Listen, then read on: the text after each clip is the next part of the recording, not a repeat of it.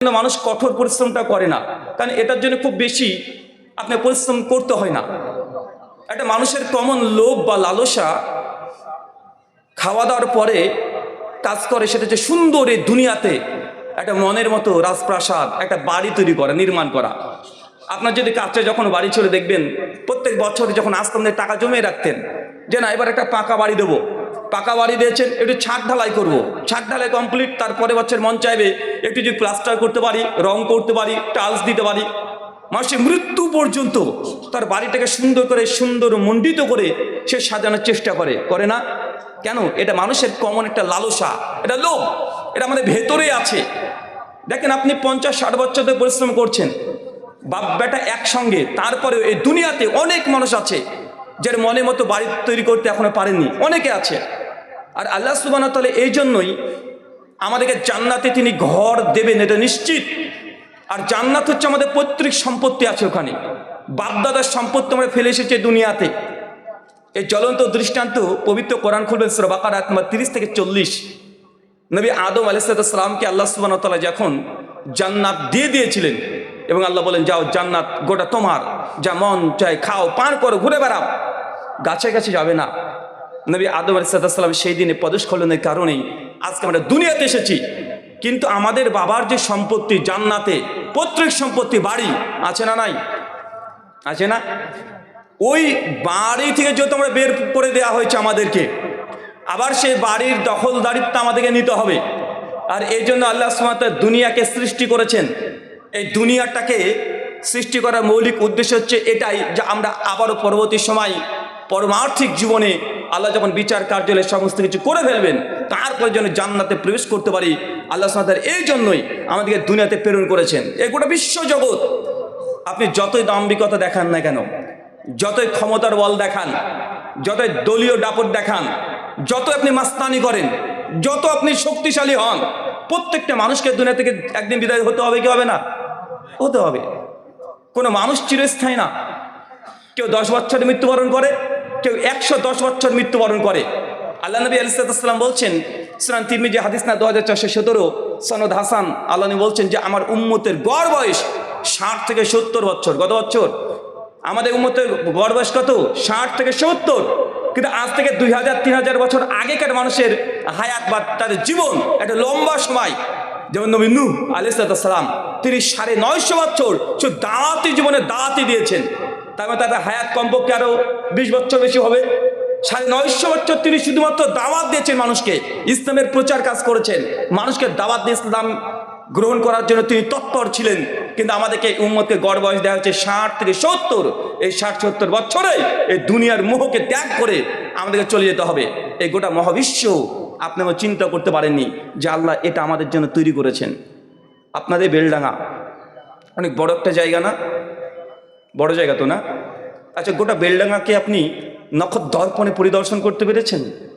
নিশ্চিত না। আচ্ছা, এই বহরমপুর সিটি, এটা বেলডাঙ্গার চাইতে অনেক বড় না? আচ্ছা, বেলডাঙ্গা চাইতে বহরমপুর সিটি, বহরমপুরের চাইতে গোটা মুর্শিদাবাদ অনেক বড় না? আর মুর্শিদাবাদ যত বড়, তার চাইতে গোটা পশ্চিম বাংলা এটা অনেক বড়। আর পশ্চিম বাংলার মধ্যে এরকম কয়েকটা রাজ্য নিয়ে আমাদের একটা ভারত, যেখানে 140 কোটি আমরা মানুষ বসবাস করি। তাহলে ভারতবর্ষের কত বড় চিন্তা করে দেখেন, এই বেলডাঙ্গা সিটির চাইতে তুলনায় কত বড়। আমরা অনেক ভারতবাসী আছি, গোটা ভারতকে আমরা কমপ্লিটলি ঘুরে দেখতে পারিনি। আমরা 4, 5, 8, 10টা রাজ্য শুধুমাত্র ঘুরেছি, তার আগে আমাদের মৃত্যু হয়ে যায়। তাই ভারত কত বড়! শুধু ভারতের মতো এরকম ছোট বড় কমপক্ষে 200-এর ওপরে এরকম দেশ নিয়ে হচ্ছে আমাদের একটা পৃথিবী, মানে যে গ্রহে আমরা বাস করছি এটা যে পৃথিবী। ভারতের মতো ছোট বড় অনেকগুলো দেশ নিয়ে এখন চিন্তা করুন পৃথিবী কত বড়। চাচা, সকালবেলায় ঘুম থেকে যখন উঠবেন দেখবেন সূর্যকে আমরা দেখতে পাই না? সূর্যকে দেখা যায়? আচ্ছা, সূর্য দেখতে কতটুকু মনে হয়? মনে হয় যে একটা ফুটবলের সমান না? মানে একটু লাথি মেলে উড়ে চলে যাবে এরকম মনে হয় না? মানে অতটুকু সাইজ। কিন্তু আল্লাহি সূর্যকে যত ছোট দেখছেন তত ছোট নয়, বরং আমাদের যে পৃথিবীর একটু আগে সাইজটা বললাম, যে ভারতের মতো ছোট বড় 200খানা রাষ্ট্র মিলে এই একটা পৃথিবী, গোটা পৃথিবী, এরকম গোটা পৃথিবীর যদি 13 লাখ পৃথিবী সূর্যের মধ্যে ঢুকিয়ে দেন, সূর্য হজম করে নেবে। কেন? কারণ পৃথিবীর চাইতে সূর্য 13 লক্ষ গুণ বড়। কত লক্ষ? 1 গুণ 2 গুণ নয়, বা 10 গুণ 20 গুণ নয়, 1000 2000 নয়, 1 লাখ 2 লাখও নয়, 13 লক্ষ গুণ বড় একটা সূর্য। তো সূর্যকে দেখুন কত ছোট মনে হচ্ছে, মনে হয় কি হয় না?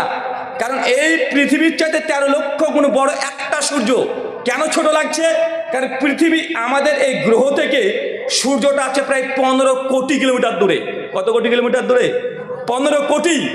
যখন আপনি বিমানে উঠবেন, আকাশে যখন বিমান উঠে পড়ে, নিচে তাকিয়ে দেখবেন মনে হবে যে এই বড় বড় 100 তলা 150 তলা বিল্ডিংগুলো ছোট্ট একটা দেশের ঢোপের মতো মনে হয় কি হয় না?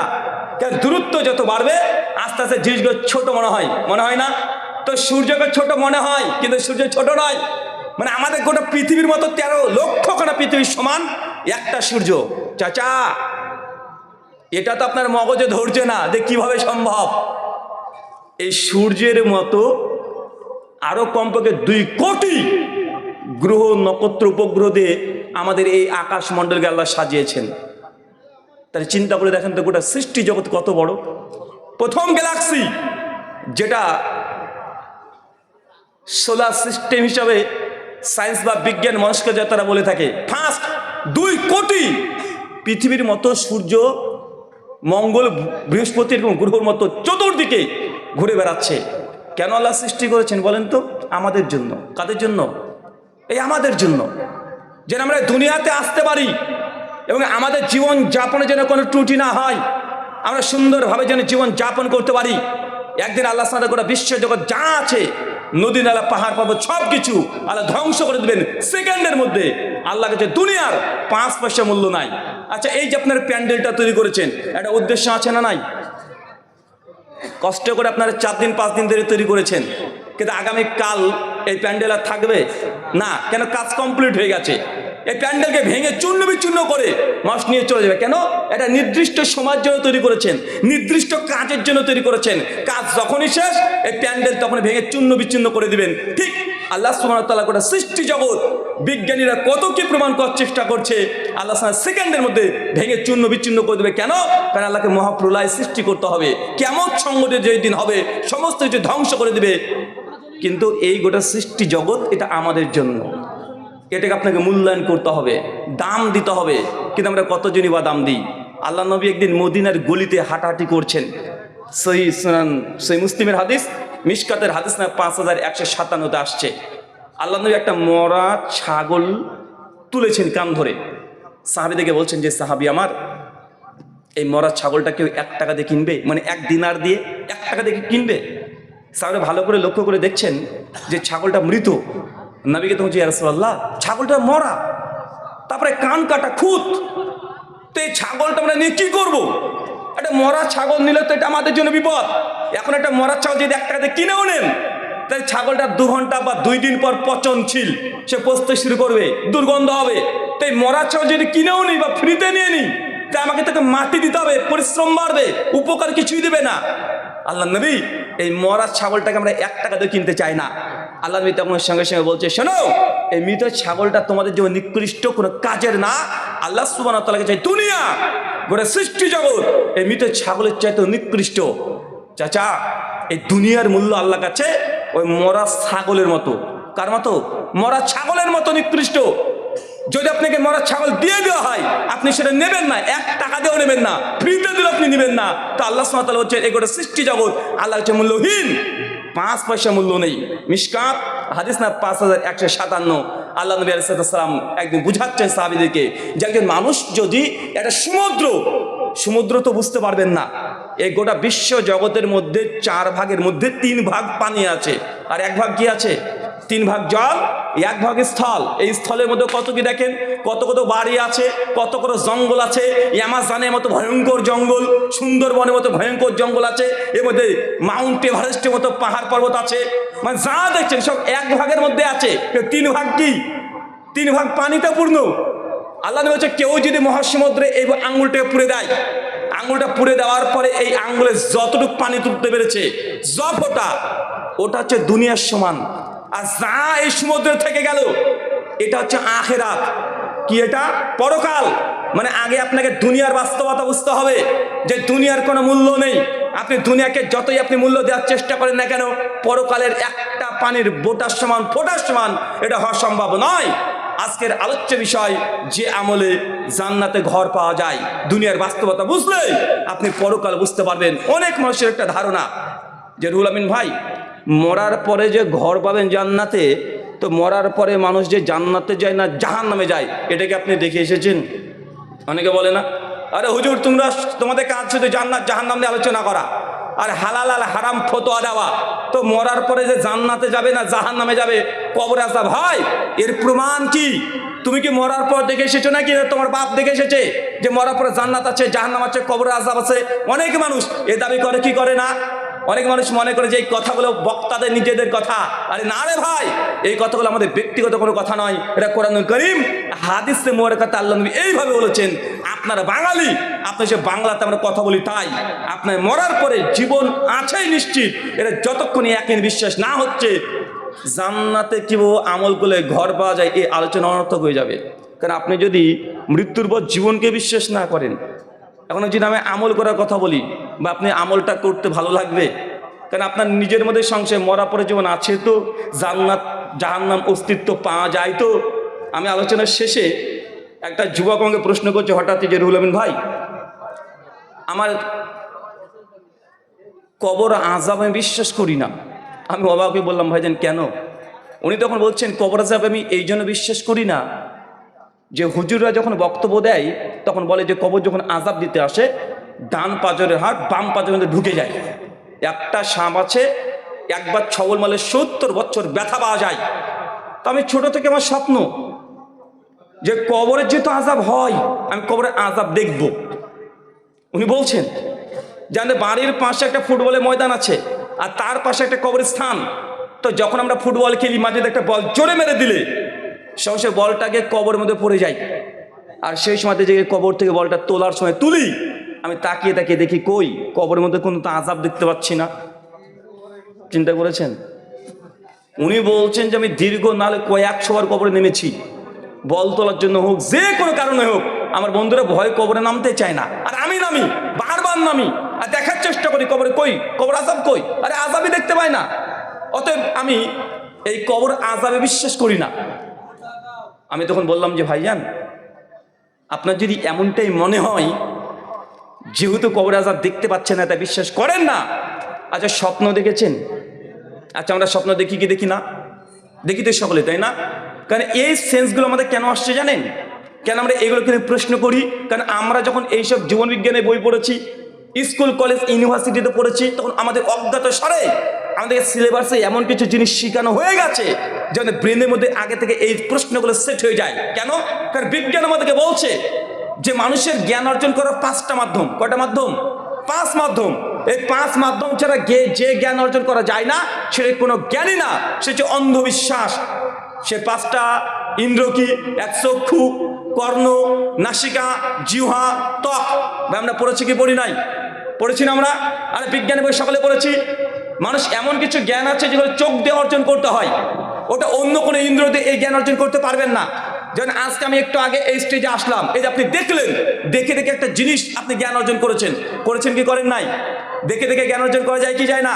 এই যে আজকে এই স্টেজের সৌন্দর্য কত সুন্দর, আমি দেখতে কেমন, স্টেজটা কিভাবে সাজানো হয়েছে, এই যে একটা জ্ঞান, একটা নলেজ আপনি ডেভেলপমেন্ট করছেন। আপনি নলেজ বা জ্ঞান আপনার ভেতরে প্রবেশ করছে, সেভ হচ্ছে। এটা কিসের মাধ্যমে? এটা চোখের মাধ্যমে। আবার অনেক জ্ঞান আছে যে চোখ দিয়ে অর্জন করতে পারবেন না। ধরেন আপনাকে আমি মিষ্টি, টক আর ঝাল 3 ধরনের শরবত দিলাম, চোখ দিয়ে দেখে বলতে পারবেন? পারবেন? এটার জন্য কি লাগবে? জিহ্বা। কি লাগবে? জিভ। এই জিহ্বা দিয়ে এই জ্ঞান অর্জন করতে হয়।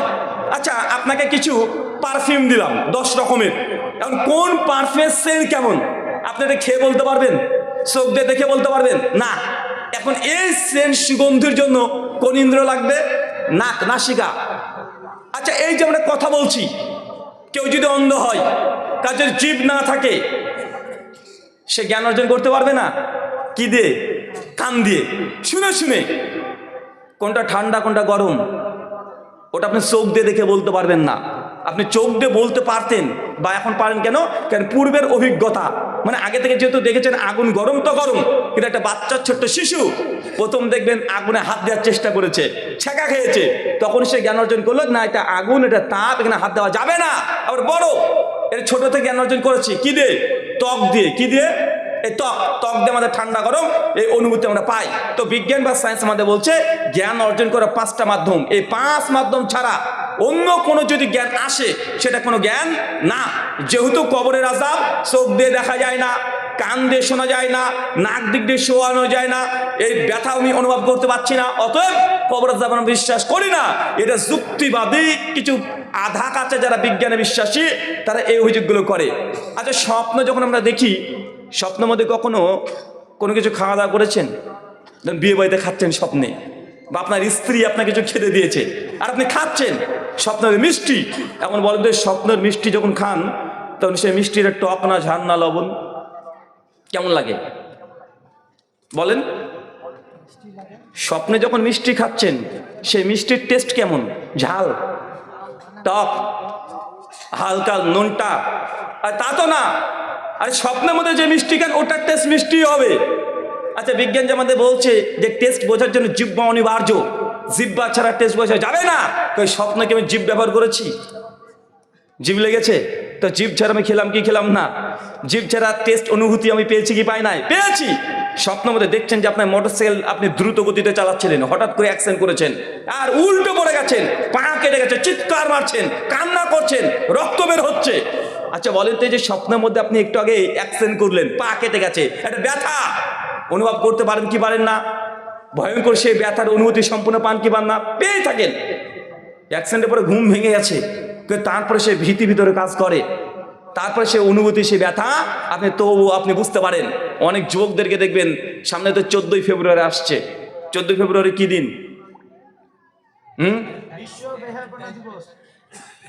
এটার নাম চেঞ্জ হয়ে গেছে, তাই না? ভ্যালেন্টাইন ডে, আমরা বলছি বিশ্ব লুচ্চা দিবস। কি দিবস?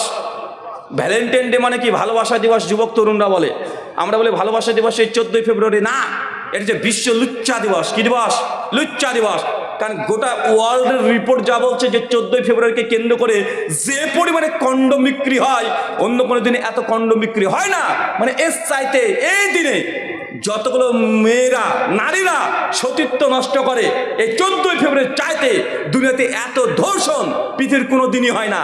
কিন্তু আমাদের এই ইয়াং যারা যুবক তরুণ আছে, নতুন প্রজন্ম যারা আছে, জিএনজি যারা আছে, তারা বলছে না, এটা নিয়ে ভালোবাসা দিবস। বলে কি বলে না? বলে।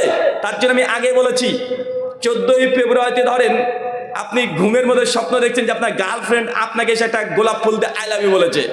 দেখবেন যুবক স্বপ্নের মধ্যে কত হাসি, কত খুশি, ঘুম ভেঙে গেছে, দেখছে তারপরে সেই ভালো লাগে একটা অনুভূতি কাজ করছে। করে কি করে না? করে তো। আচ্ছা, এই যে আপনি অনুভূতি পাচ্ছেন কিসের মাধ্যমে পাচ্ছেন? স্বপ্নে, বাস্তব ঘটেনি, কিন্তু ভালো মন্দ অনুভূতি পাচ্ছেন কি পাচ্ছেন না? পাচ্ছেন। জিভ ছাড়া আপনি টেস্ট পাচ্ছেন কি পাচ্ছেন না? পাচ্ছেন। এই ত্বক ছাড়া ব্যথা অনুভব করতে পারছেন কি পারছেন না? পারছেন। তো আমাদের এখন প্রশ্ন, কেউ যদি বলে চোখ বন্ধ করে কেউ কি দেখতে পারে? চোখ বন্ধ করলাম, কিছু দেখা যায়? চোখ বন্ধ করে কেউ দেখতে পাবে? চাচা, কে যখন ঘুমিয়ে স্বপ্ন দেখেন চোখ খোলা না বন্ধ? হ্যাঁ, তার মানে চোখ বন্ধ করতে দেখা যাচ্ছে স্বপ্নে, তাই না? তাহলে এই যে একটা জ্ঞান, স্বপ্নের যে জ্ঞান, একটা অভিজ্ঞতা, সেম সমস্ত কিছু দুনিয়াবী জীবনের মতো পাচ্ছি। ব্যথাও পাই, আনন্দও পাই, সব কিছু পাচ্ছেন। কিন্তু আমাদের এখানে কোনো শরীর, এই ফিজিক্যাল কোনো বডি আমাদের কাজ লাগছে না। আপনি বাড়ির বাইরে কাজ করছেন কষ্ট করে, বাড়িতে এসে বিছানায় ঘুমিয়ে পড়েছেন, বেভোর ঘুম পাচ্ছেন, স্বপ্নের মধ্যে দেখছেন আপনার শত্রু এসে আপনাকে পাটাকে কেটে দিয়েছে বা আপনাকে বেধড়ক পেটাচ্ছে, আপনি স্বপ্নের মধ্যে কষ্ট পাচ্ছেন, চিৎকার মারছেন, অথচ দেখাচ্ছে আপনার স্ত্রী সে বিছানাতে বসে বসে আপনার সামনে টিভিতে বিভিন্ন রকম সিরিয়াল দেখছে। এখন আপনি যে আপনার স্ত্রীর সামনে এখন আযাব পাচ্ছেন, আপনি অ্যাক্সিডেন্ট করছেন, কান্না করছেন, আপনার বউ যদি তাকে তাকে এইভাবে দেখে বুঝতে পারবে? কথা বলেন, আপনি যে ভয় পাচ্ছেন বুঝতে পারবে না? তাহলে স্বপ্নের মধ্যে যে আযাব পাচ্ছেন বা আনন্দ পাচ্ছেন, একটা মানুষ যদি আপনার শরীরে তাকায় তারপরে বুঝতে পারবে না। তো আপনি এটা যদি বিশ্বাস করেন কবরের জীবন, বারজাখি জগৎ, ওই কবরের জগতের মধ্যে যে আযাব হয় এটা অবিশ্বাস করার কি আছে? কথা বুঝতে পারলেন না মনে হয়। এখন আমি যদি বলি যে স্বপ্ন আপনি যেটা দেখেছেন, পৃথিবীর সুপার কম্পিউটারকে নিয়ে আসেন, যেই স্বপ্নটা আপনি দেখেছেন সেটা সিডি বা ডিভিডি করে বা মেমোরি কার্ডে ডাউনলোড করে আমাদের একটু প্রজেক্টর বা টিভির সামনে চালিয়ে রেখে দেন। কারণ বাপের ক্ষমতা আছে চাচা যে আপনি যেই স্বপ্নটা দেখেছেন এটাকে মেমোরিতে সেভ করে নিব, ওই যে মেমোরি কার্ড পাওয়া যায়, গান ডাউনলোড করেন, ওই মেমোরিতে ডাউনলোড করে নিব, তারপরে টিভিতে বা প্রজেক্টর চালিয়ে দেখানোর কারো বাবার সামর্থ্য আছে না। কিন্তু আপনি রিয়েল তো স্বপ্ন দেখলেন, আরে তো আনন্দ পেয়েছেন, ভালো লেগেছে, খারাপও লেগেছে, ব্যথাও পেয়েছেন, কষ্ট পেয়েছেন, সমস্ত কিছু অনুভূতি নিয়েছেন, অথচ এর কোনো প্রমাণ আছে? আপনি ছাড়া কোনো প্রমাণ আছে? আপনি প্রমাণ দিতে পারবেন? আপনি প্রমাণ করতে পারবেন? না, সম্ভব না। ঠিক কবরের মধ্যে যে লোকটার উপরে আযাব হচ্ছে আপনি তো দেখছেন তার হাড় শুধুমাত্র, যে না, যার উপরে আযাব হয় সেই অনুভব করতে পারবে। আপনি পৃথিবীর কম্পিউটার সেট করে দিলেও তার আযাব বা তার আনন্দ আপনি অনুধাবন করতে পারবেন না। আপনি ওটা হাড় দেখছেন আপনার নজরে, কিন্তু বারজাকি জগৎ, এই জগতের মধ্যে আল্লাহ সুবহানাহু ওয়া তাআলা চাইলে আযাব দিতে পারেন কি পারেন না? কিন্তু আপনি স্বপ্নটাকে খুব ভালোই বুঝতে পারেন, স্বপ্নের মধ্যে দুঃখ কষ্ট সবই পান, সব অনুভূতি পান, কিন্তু কবরের মধ্যে শুধু ওই হাড় দেখে আপনার মধ্যে সংশয়, কবরের মধ্যে আযাব হয় কি হয় না। আমাকে তারপরে বলছে যে রুহুল আমিন ভাই, আমরা হুজুরদের কাছ থেকে শুনেছি আল্লাহ কিয়ামত সংগঠিত করবেন এমন সময় যখন তিনি বিচারের আসনে বসবেন। বিচার শুরু হবে আসরের ওয়াক্তের পরে। কখন? আসরের ওয়াক্তের পরে। বান্দাকে যখন আল্লাহ কিয়ামতের মাঠে তুলবে, প্রথম কোন নামাজ পড়বে জানেন? কোন নামাজ? আসর। আসরের নামাজের গুরুত্ব, এটা ফজিলত, যে বান্দা কিয়ামতের মাঠে যখন উঠবেন, উঠে আল্লাহকে বলবেন যে আল্লাহ আমি নামাজ পড়তে চাই, আসরের নামাজ। সে নামাজ পড়ার চেষ্টা করবে, নামাজ পড়ার মন চাইবে সেই দিন। তাহলে আসরের ওয়াক্তের পরে তিনি বিচারের কার্য শুরু করে দিবে, আর শেষ হবে মাগরিবের ওয়াক্তের আগেই। ওই তরুণ যুবক উনি আমাকে বলছেন যে রুহুল আমিন ভাই, আসর থেকে মাগরিবের ওয়াক্ত মানে 2 ঘন্টা বা 2.5 ঘন্টা সর্বোচ্চ। তো এই 2.5 ঘন্টা তো আল্লাহ এত কোটি কোটি মানুষের বিচার কিভাবে করবেন? এটা কি সম্ভব? এখন পৃথিবীতে আছে 800 কোটি মানুষ। কত কোটি মানুষ? 800 কোটি। এখন পৃথিবীর কত কোটি বছর বাঁচবে তার কোনো হিসাব নেই। আমাদের পূর্বে কত কোটি কোটি মানুষ দুনিয়াতে চলে গেছে তারও কোনো হিসাব নেই। Crore crore, million, billion, trillion কোটি মানুষ যে মারা গেছে, তো আল্লাহ সুবহানাহু ওয়া তাআলা এই মাত্র 2.5 ঘন্টাতে কিভাবে বিচার করবে? এটা তো লজিক্যালি পসিবল না, এটা যৌক্তিকভাবে আমার মগজে ঢুকছে না। উনি মনে করেছেন এই গ্রাম বাংলার সব সালিশ যারা করে না, কিছু বিচারক আছে, মেম্বাররা চিটিংবাজি করে একটা বিচার করে দেয়, উনি মনে করছেন আল্লাহ হয়তো বা ওইরকমই বিচারক হবে, যে 5,000 টাকা দিলে যেমন এই এলাকার গ্রামের মেম্বার সবকিছু এই রায় সিদ্ধান্ত চেঞ্জ করে দেয়, উনি মনে করছেন যে আল্লাহ মানে ওই কোয়ালিটির তিনি বিচারক। আরে না রে ভাই, শোনেন, যখন আমাদের জ্বর হয় ডাক্তারের কাছে যায় না, ডাক্তার দেখবেন একটা থার্মোমিটার আপনার বগলের তলে ঢুকিয়ে দেয় বা মুখের মধ্যে ঢুকিয়ে দেয়, 1 মিনিট পর বের করে কয়েকবার ঝাড়া দিয়ে তুলে দিয়ে বলবে যে 106 ডিগ্রি টেম্পারেচার আছে, মানে আপনার খবর আছে। বলতে পারে কি পারে না? তো ডাক্তার যদি আপনার শরীরের টেম্পারেচার দেখে আপনার কতটুকু জ্বর আছে বা কতটুকু টেম্পারেচার সব কিছু মেপে যদি আপনার খবর আছে না নাই যদি বলে দিতে পারে, কিয়ামতের মাঠে যদি যত কোটি মানুষই থাক, আল্লাহ যদি থার্মোমিটারের মতো একটা যন্ত্র তৈরি করে, আল্লাহ যদি সৃষ্টি করে একটা দিয়ে আপনার মুখের মধ্যে বা বগলের তলে বা পেছনে যদি গুজে দেয়, আর 1 মিনিট পর যদি বের করে বলে তুই রে কি রে, তুই তো 1,90,00,000 তুই তো পাপ করেছিস, আর মাত্র 1.5 লাখ তোর নেকি আছে, আল্লাহ পারেন কি পারেন না? চাচা, ওই যে থার্মোমিটারের মতো যদি করে পাপ, নেকি আর পাপ যদি মাপার যদি কোনো একটা টুকরা যদি আল্লাহ আবিষ্কার করেন, মানে আল্লাহ তৈরি করেন, সৃষ্টি করেন, আর আপনার শরীরের মধ্যে যদি ঢুকিয়ে দেয়, 1 মিনিটের মধ্যে আপনার শরীরের সমস্ত পাপ এটা উঠে আসতে পারে কি পারে না? শোনেন, মানুষ এমন কোনো নেকি করে না শরীর ছাড়া, মানুষ এমন কোনো পাপ গোনা করে না শরীর ছাড়া। আপনি চোখ দিয়ে খারাপ কোনো জিনিস দেখছেন, চোখের মধ্যে ডাটা তৈরি হলো কি হলো না, চোখের মধ্যে প্রমাণ থাকে কি থাকে না? বলছে হাত দিয়ে খারাপ কাজ করলে এই খারাপ কাজের প্রমাণ থাকে কি থাকে না? আপনি ভালো করেন চাই খারাপ করেন যাই করেন সব কিছু এই শরীর, তার প্রমাণ কি প্রমাণ নয়? আরে যুগ যত উন্নত হচ্ছে, এই যে আমাদের কাছে মোবাইল আছে, আপনি আপনার গার্লফ্রেন্ডকে একটা হোয়াটসঅ্যাপে মেসেজ পাঠিয়েছিলেন, একটু করে মনে হলো যদি মেসেজটা কেউ দেখে নেয় তাহলে তো ঝামেলা হয়ে যাবে, আপনি টুক করে ধরে ডিলিট করে দিলেন। করি কি করি না? আচ্ছা, যদি ডিলিট করে দেন মেসেজ, আসলে কি ডিলিট হয়? হোয়াটসঅ্যাপ কোম্পানি যদি চাই ওটা রিকভারি করতে পারবে কি পারবে না, আবার ফ্রি আনতে পারে কি পারে না। আর 1 সেকেন্ডের কাজ না। আরে আপনি দুনিয়াতে হোয়াটসঅ্যাপ বলেন, ফেসবুক বলেন, ইউটিউব বলেন, যা বলেন, যা একবার করে দিয়েছেন ওইটা ডিলিট করা মুশকিল। ওটা আপনার কাছে ডিলিট হচ্ছে, কিন্তু কোম্পানির মালিক যাদের কাছে আছে সফটওয়্যার তাদের কাছে কি ডিলিট হয় না। তা যে কোনো সময় সেই তথ্য রিকভারি করতে পারবে কি পারবে না? আর পারবে।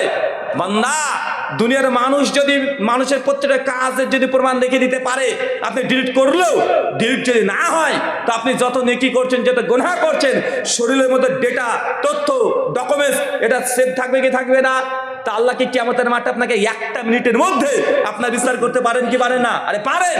কিন্তু মানুষ আপনার মগজে ধরছে না, আপনি অস্বীকার করে দেবেন, এটা অজ্ঞতা। আরে আপনার ব্রেনে না ধরতে পারে তার মানে এটা যে নাই, এটা এমন কিছু নয়।